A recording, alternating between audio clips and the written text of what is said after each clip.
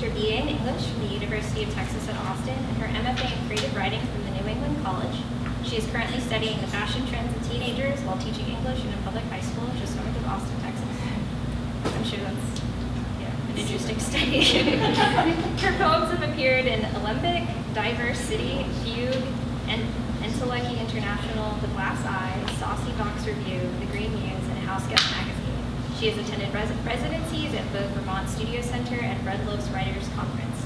In 2007, she started Red Planet Audiobooks, where she helps authors of all genres find reading listeners. In 2014, she co-founded INF Press with Andrea Eames with the mission to strengthen and deepen writers' craft. By the way, one of the ways to her heart was through a scoop of Amy's memory. Sorry, we got Hey, thanks y'all for coming. It's really awesome. This is a beautiful place to read. I'm excited. I have my little timer going on, so we'll see if that works. So I'm reading from things that I created over a decade ago to sort of revisit them, and so I'm really excited. So thanks for indulging me in this process. Tree and moon and mountain.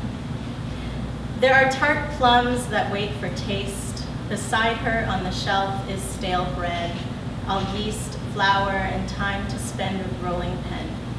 There is also her own milk to drink and that of her mother. She names, like Gunther Eick, thing words. She is child and orients herself, tree and moon and mountain. Pointing is all she knows of grace. After this impulse comes a lingering, a comfort divided by edifice, by a house made of cards, a stacking, block upon side of head, a transposing, then a shuffling. That is to say, she remembers and must yield to the significance of another's hands, give in to table manners. The goldfish still leave her thank you notes and refuse to die. Even her dollhouse remains, its bed built for sleeping plastic children. She bends down and lifts their small, rigid frames as a giant would, carefully.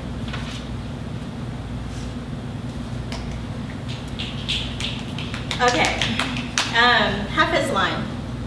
So that the lover may someday study her markings, she gouges, cave wall, flesh, mere juice and ravine for clue, sky seen but foreseen, blue letters opening, one light source, a heed, insinuation of daughters, all bloom, the sun she came from and will again hold by way of climate and effervescence.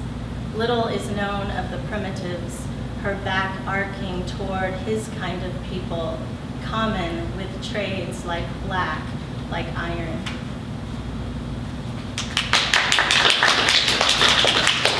These are so weird to read. It's like reading your old middle school diaries. It's really super fun. Okay, some other life. She sparkles where she used to shine, flirts now only with wives.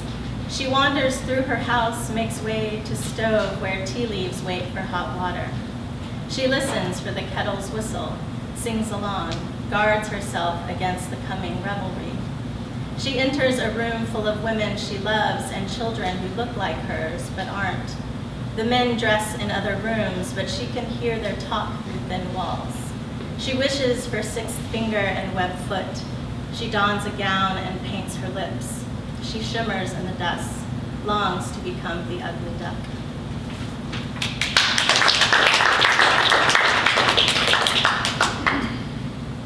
Three parents, one conversation on love. When jumping in the river, ask for nothing. You know the mechanics of floating, know about breaststroke and back, know how to call for help when it's gotten too difficult to draw breath without water. I would jump in this surge full of muck and mire, but this shallow sort of grave, there is no stroke for arms already so close to bottom. No room for air when bank hits bank and places one must turn sideways to pass through. When jumping in the river, ask first how deep, then how wide. Know what you're getting into, how to get out. Listen for the birds' calls. Map the direction of each fish. Flow with them, mostly downstream, close to surface. Keep an eye out for large stones. I swear that was the advice my parents gave me. Okay. And he grows. For him, she waters down the lexicon. Stricken, earlobe, art, relic, bride. She rolls words around the roof of her mouth. Receptive, birthmark, vested, friend. She purses them, her lips, love and its corollaries. She mashes them, left molars. Mothers learn to forage. She mixes them with the cadence of his voice. Plain bagel. She feeds him.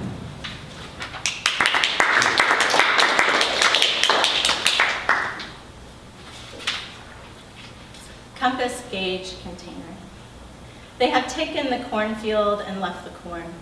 There is no life here now without soil or water, only zealous sun. No way to measure time even. I left you with 3 instruments. Either you or I have them now. Many things are vague like that. Misplaced, corn without field, fervor without original breath. There is much tilling yet to do. The soil has been parched for days. But I remember wetness. I remember corn in a field. Remember 3 instruments, their usefulness, my grip.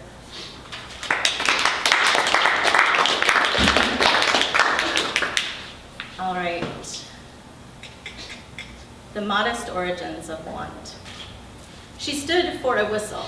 Then her mind went blank with the apple and its shiny red. She gnawed her name in the desk. Posterity. She could spell well even then.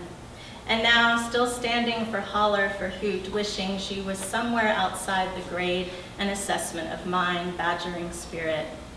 But honestly, she's too scared of soul with its stunning wings, waiting for the moment of hatch, escape, and dropped out of the sky with nothing but a goddamn feather.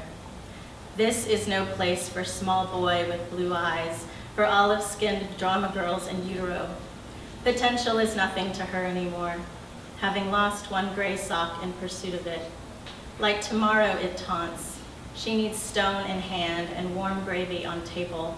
This seismic bubble of raunchy wannabes can kiss her ass. Woo! Very upset about something. Okay, 4 more. Choice. Whether the black dress or the ochre, whether bright light of stage or small damp work of dread, whether I am the extreme of give fruit to bear tree, or you are holder of all things elegant and aligned, there is division. A line down the center, drawings for comparison. More ordinary faults mean cracks in the foundation, mean breathing room. We represent something whole in our moment of consent, of yes, will, and do. And during the other times we fall into our humanness. We cling and savor and long. I choose bacon some mornings just for the salt. Excuse me. To choose is an act of betrayal, not to choose dementia. Insert the imperatives here or don't. Life will come for us, and we will go along. Depending upon the acts of lone supplicant or sentimental cowboy, depending upon the cycle of your fallows or my mistrain. Settle in. I want for the great blue something below. I cling to the absence of light, not to its penetrating yellows.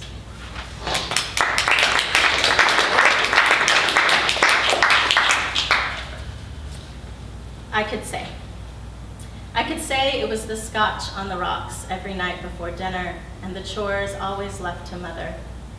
I could say I learned to flinch from the silence that met my early inquiry. Can I sit on your lap? Will you play with me now? Am I your burden to bear? If it was his books, his works, his fondness for doing the right thing, no matter how it separated us, then perhaps I would make a certain sense. This loud whistle to indicate event, this talk about how. If I could say my father taught me to love, would I seem less like a puzzle and more like a heartbeat? And what of the others who couldn't hold me close but tried? Could I refer to them when it's the pulse you go looking for but can't find?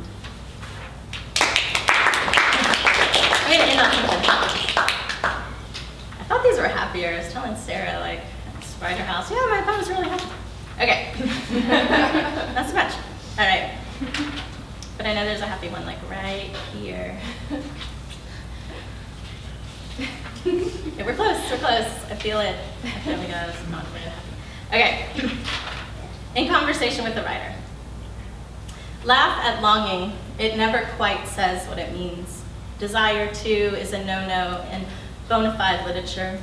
You're actually supposed to describe the object, as in use metaphor, even if dream is what you really mean.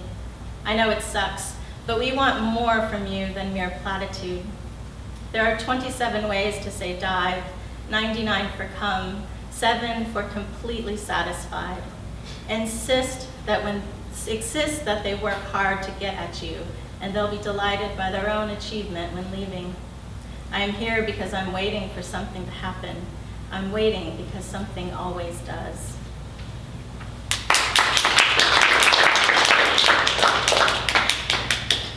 All right, one more. This is totally fun. Okay, last one. This is pretty happy. With all her intelligence. Today, no staid thoughts of lemongrass or sycamore. No longer a tolerance for the hard sound, one voice against another. Not even a slight semblance of former lover, all brick wall, all resounding drum. Today, no thought about the 7 nights making up each week. They're holding nothing of what came before, those 12 months, those few years. Now only days surround. This moment, a soupçon simply and without affliction. Today, her birth is of little consequence, the splitting open past. Let the modest widening commence. Let the blossoms finally stand for something.